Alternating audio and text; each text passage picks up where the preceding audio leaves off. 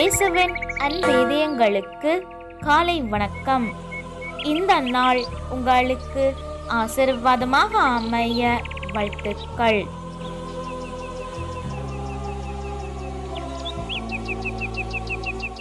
இப்புதிய நாளுக்கான ஆசீர்வாத இறைவசனம் விடுதலை பயணம் அதிகாரம் 14 இறை வார்த்தை 13. அஞ்சாதீர்கள், நிலை குலையாதீர்கள். இன்று ஆண்டவர் தாமே உங்களுக்காக ஆற்றும் விடுதலை செயலை பாருங்கள்.